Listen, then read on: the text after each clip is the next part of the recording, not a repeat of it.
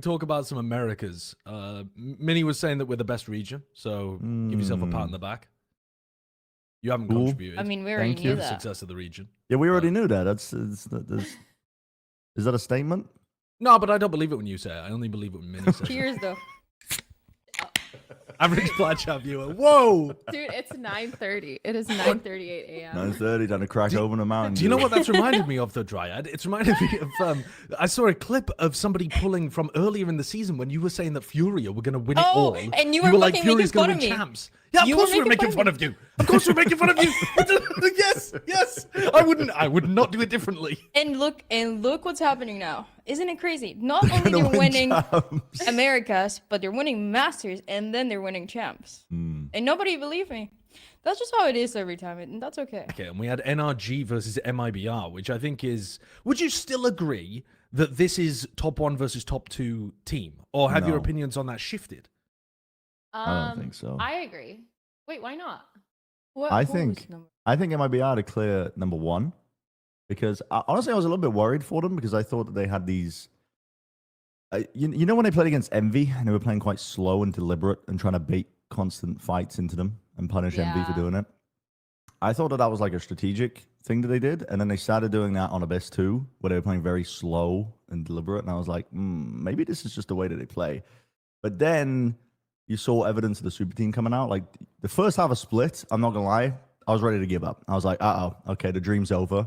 But then you saw evidence of the fact that it was an actual, you've got veteran players on this team that know how to dig deep and drag it back one round at a time. Like every round was taken to play to win. You sometimes watch a team and they're down and you're like, well, actually, I don't believe that they can do this. When I was watching MIBR, even at the second half of Split, I was like, I still believe that they could do this, even though they're down a significant amount. But they did. They ended up dragging it all the way back. But I think right now, the middle of America, I think MIBR are pretty clear favorites to be winning the first qualifier game. But then I think your number 2. I think you've got like Furia, NRG. Just giving us a top 4 though. No, I'm giving you like a top 6. I'm giving you like a top 6. That's what I'm saying. I think it's actually super close between them. But I think Furia and NRG would be the next up to be number 2, but I couldn't tell you who would be number 2. And then past that, I think it even gets muddier where you might even see a world where, I don't know, G2 have a bit of a resurgence where they find out what the fuck, they settle on an identity for themselves. I think Cloud9 are hitting. I think 100 Thieves are hitting. I think Lev are dangerous in the lower bracket. I think G2, NRG. I think you've got so many teams. This is genuinely the most open it's ever been to qualify for an event from Americas, I think. Niels ball looking ass. I just want you to... I want a deterministic I'm not going to give you any precision because this is the most exciting kickoff we've ever had. It is not. I don't think it's predictable. I think that's probably true. I think that's...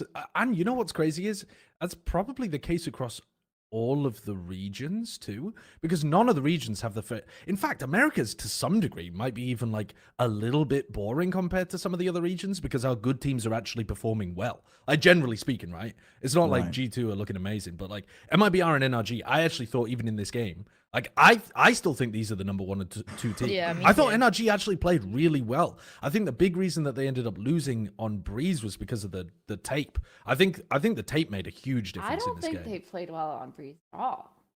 No? No.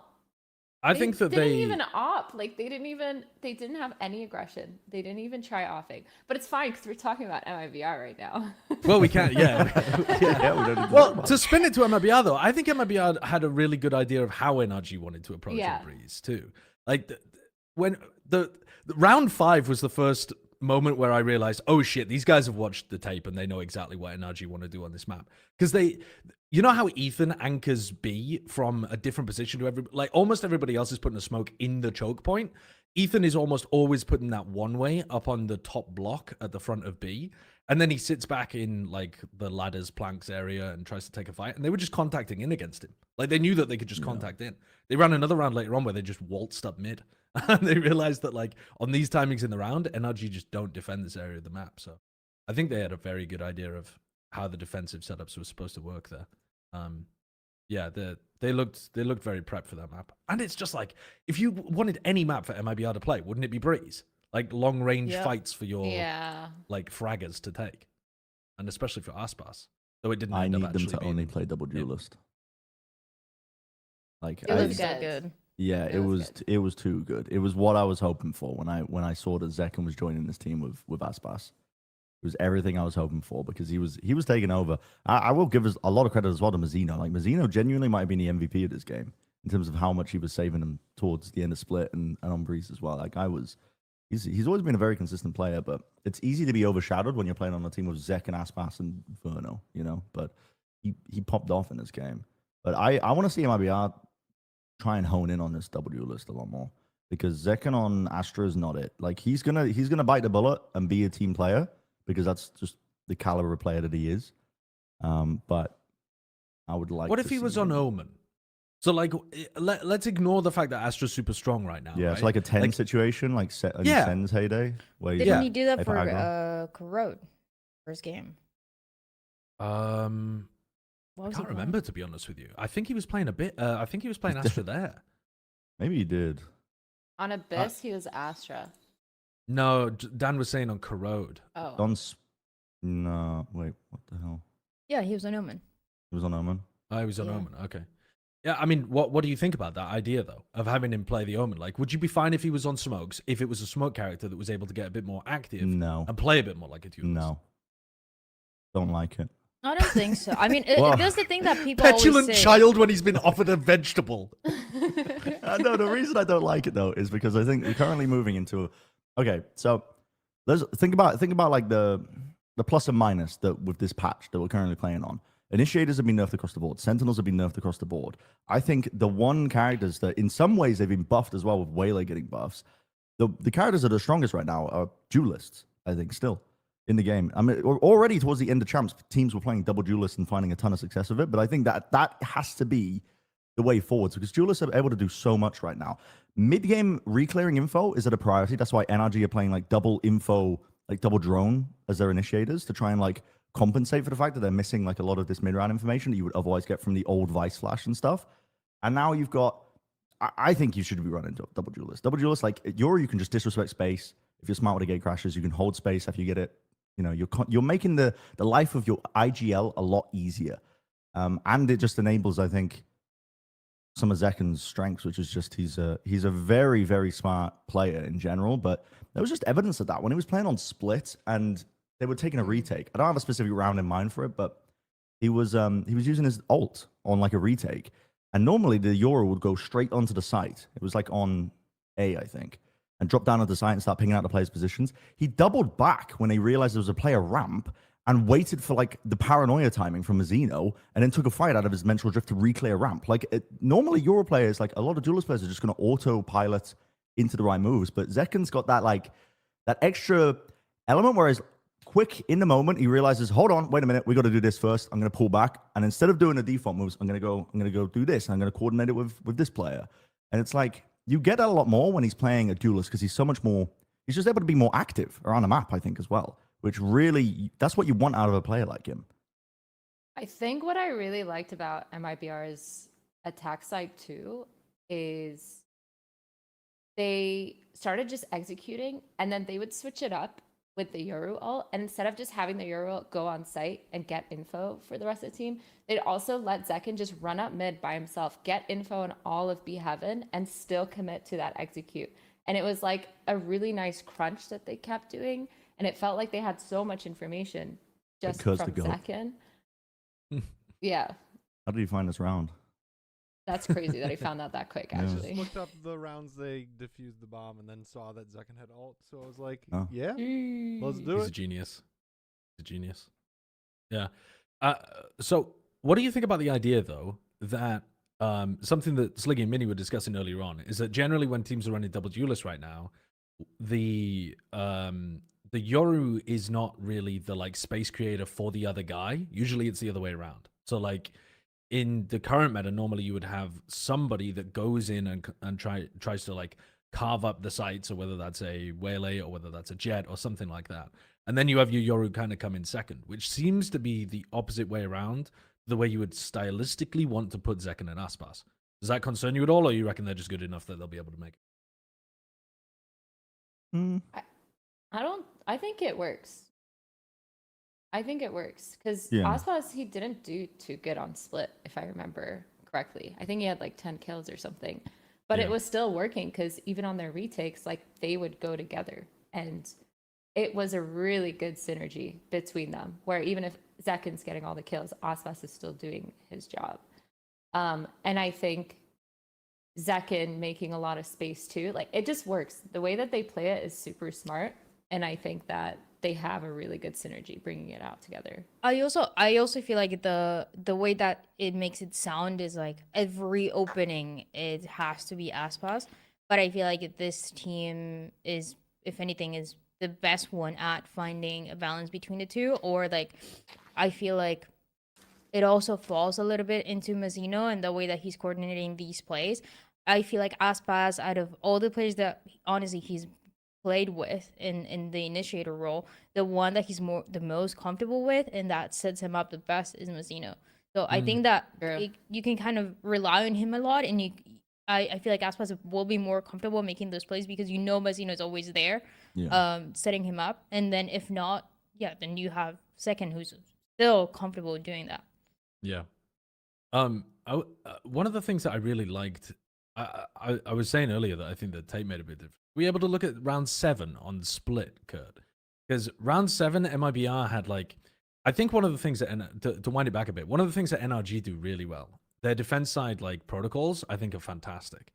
And so it makes it, there's like a really big challenge when you attack into NRG. Well, what are we going to do against this? And I think round 7 on split is such a like clear visual of this 2-phase attack that put NRG in a really difficult spot, because it's almost like the exec A fully twice here. It's a little bit, I mean, it's kind of close to this because they do go into a fairly speedy A here, I think, but it's going to be like 20 seconds on probably, something like that. But they're going into this A exec and they throw the first wave of util, which I think is like a paranoia and a haunt or something.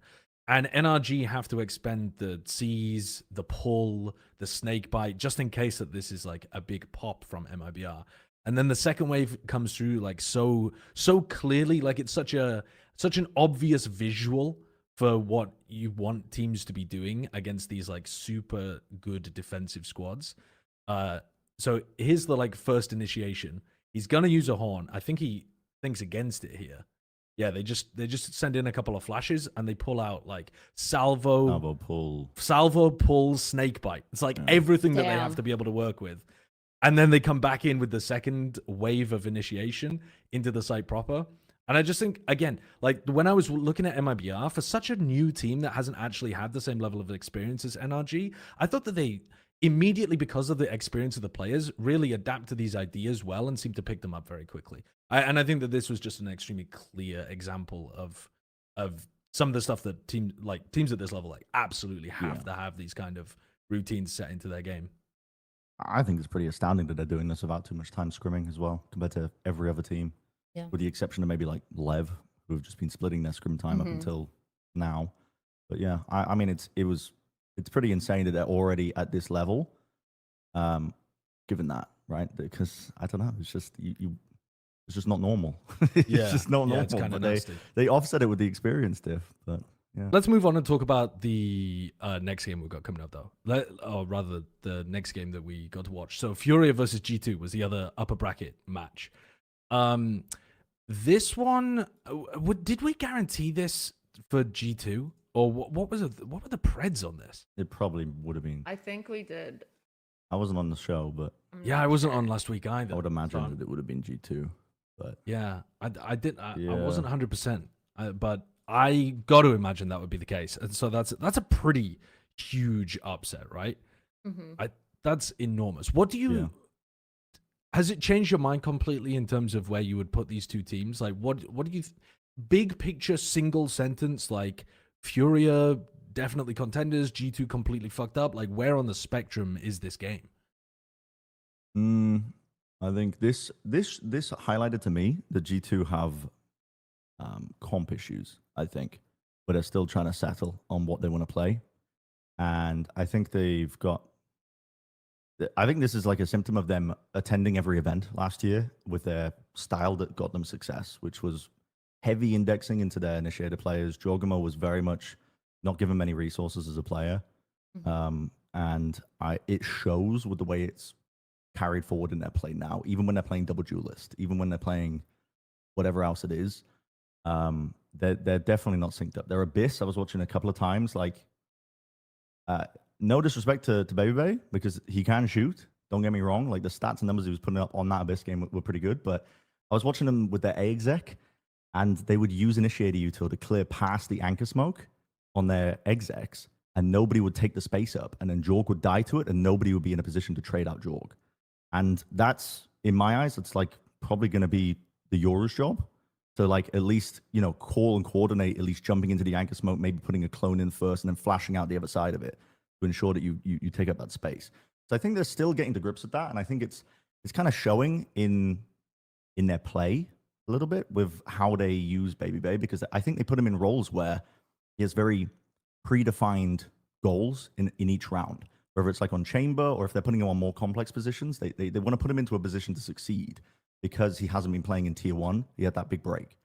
But that's hurting their game, I think, a lot more. Like, he is being enabled, don't get me wrong, and he is single-handedly winning rounds a lot of time as well. But at the same time, wouldn't you expect, even a struggling G2, like, wouldn't you expect Furia to be, I don't know, it's like, yes, G2 could struggle compared to what you were expecting from them, but this Furia team's like on a different level to what we expected from them. Yeah, but I think we all came G2 into are a bit with worse, but Furia are like, but we came into with a lot of insanely bias. I think we came in with the Furia label bias. I think all of us did. Right. Where You were laugh, you got a expecting- Furia rebuild. Yeah, you and laugh, you actually, go to the Furia Furia rebuild means you win a trophy. Yeah, but I'm forgetting the fact as well that they had so much time to prep for this game.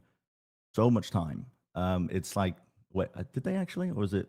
I'm pretty sure they did. No, Yeah, they like did, 2 yeah, weeks because now. they were.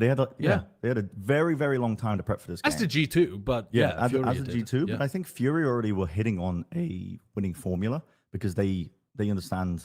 I think they understand what's important right now in this meta game, which is like really enabling your duelist players. Alan goes crazy, Koala with the off as well, really trying to all in on these key pieces that help them overall with their calling and just with their play.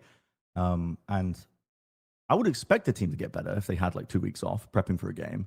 And G2, in the state that they are, obviously this is hindsight analysis. I didn't notice at the time, but I think they're still trying to find their identity. So they're probably splitting a lot of scrim time on maps, trying to settle on compositions. So I think that's where it came about. But Fury is the real deal at this point. You gotta literally erase the last 5 years of America's history of what you think about with this org and just think about them anew, I think, at this point. Because they are the real deal. I think that Alim and Koala Noob are my favorite double duelist duo to watch currently. Really? Yeah, I really like the way that they play. I like the way that genuinely against G2, it was like they didn't give a fuck who G2 was. Like, they were so confident in their gameplay and they were winning majority of their fights. Like, at some point, like, G2 was just kind of like struggling to shoot back, but also it was just so convincing when I was watching them. I think the way they set it up too is just so smart. Like you said, Brent, like, Furia setting up the double duelist, they have that shit on lock. They are so locked in with the meta that they genuinely surprised me. Every time I watch them now, it's like kind of, they're becoming my favorite team to watch, which I never thought I would say. It's really fun. It's just so fun to watch. And I think that you can tell they really like the game. They like the meta where it's at, and they like playing together, which I think is super fucking important too. Because it's like, you don't see any egos. You don't see anyone baiting. You don't see like your jet behind you like 10 paces. It's really good. Their timings are solid. Their playbook around the double duelist, it just makes so much sense. I think Coach Shaw deserves a lot of credit.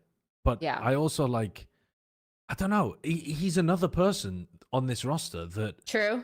I didn't expect shit from. I've got to be honest. Like, I don't mean to be rude to the guy, but I didn't know him from fucking Adam when we were looking at the rosters. You can look at the VLR page and see that he's coached some like decent teams, but my expectations for him as a coach were kind of in the floor too. And I mean, he was coaching Furia last year too, right? Yeah. And so from that, I was like, oh, GG, they have the same coaching staff. Like, it's just going to be the same shit all That's what over I mean. again. When we were But it doing the tier wasn't. list, I was like looking at it and I was... Well, okay, I have to say something that I found interesting that I did in the halftime report is that Shaw is still like speaking Portuguese on those timeouts.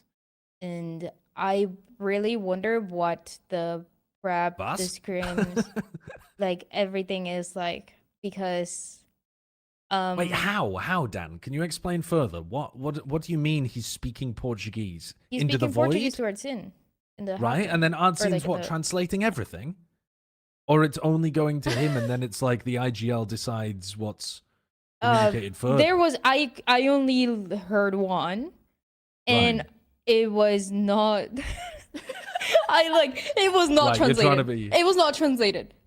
So Right. I don't know. I think it was a point that was So directed towards Addison's him. the filter. He's the great filter. So If what Shaw said is good, I'll let the team know. Otherwise, guys, focus on the game. I don't know. I mean, that can be a good idea. That can be a good but idea. Sometimes. it does make me wonder. I heard and I understood what he was saying. That was like it was a point that was directly and like mostly towards him.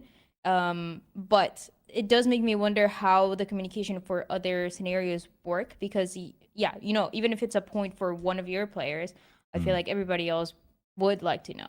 And I don't know if Artin is like the guy that's actually communicating with the rest of the team. It just brings a lot of questions to me for how that's working. Furia But the strike me team as it's- like a. Go on, Brent. Go I on. was just gonna say they strike me as like a pull yourself up by the bootstraps underdog mentality team, because when we were doing the tier list and trying to rate where Furia was, it's like, okay, well, Addison had a good champs, but his whole year was dog shit. And I don't have faith in the coaching staff of Furia. It felt like to me, it was like you have very, very capable players being formed on this roster, but under the banner of an org that is just on their dying breath before they exit out of partnerships, right? Before it's all decided. That's certainly again. what it seemed like. That's what it felt like to me. But that can still be the case, but a team still has success because these guys are hungry. They're tier 2 players. A lot of them are going to be doing their own self-prep. And if they all get along, like you were saying, Athena, it's such an important quality because you're going to be able to critique people without it being taken as a negative trait, without it being carried into the game. You're going to be able to discuss what you want to go for and what you want to index into. I think it was so telling. I can't remember. I think it was an interview with EU and asking about who the best opera is on the team. And without a doubt, like the guy was just so candid about it, being like, it's Kuala like 100%. Like, are you kidding me? Like he's probably the best stopper in America. It's like they have a lot of trust in each other. There's no competitiveness between them. It's like they know where each other's strengths lie. They're willing to enable it. They're willing to lean into it. And I think that there's the benefit of coming from like that tier 2 system and having to grind and having to earn absolutely everything helps a lot, even if the coaching structure isn't necessarily the most supportive, or if there is friction in terms of translations. These guys are going to be doing work on their own to prove everybody wrong, because this is the chance they've been hunting for. But when you look at Furia, they're clearly not a team that's flying by the seat of their pants. Like, they actually have really solid pistol rounds, like very, very good pistol round setups. They have very good defensive setups in general. Like, they know what they're doing at all times.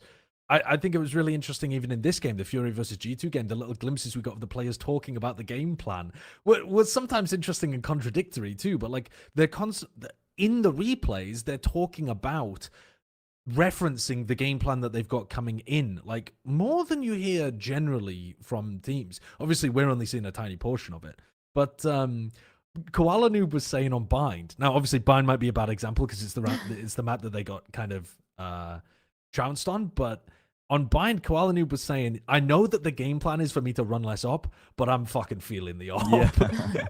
And then they were double opping on like 2 or 3 rounds with EU opping on a couple of the rounds as well. Fun. Like, that was bizarre, but like, I mean, maybe in that situation, they're just saying fuck you to the coaching staff. But yeah, but my point but like is in general, they've got very good setups. It can't just be Artesine. I think I don't think it is. You know, just the Artesine. coaching staff I think must be still doing a lot. Tier 2 necessitates, though, that you put the own work in yourself, because there's no guarantee that you even have coaches that are as built in as you. Yeah, sure. If you're a player competing in that, you have to pick up the mantle that other teams in Tier 1 take for granted, which is the prep time that's put in by a head coach, an analyst, whatever else. You have to be the one to sit down with your team and put in that work if you're to make it in Tier 2, I think. And that shows in their play.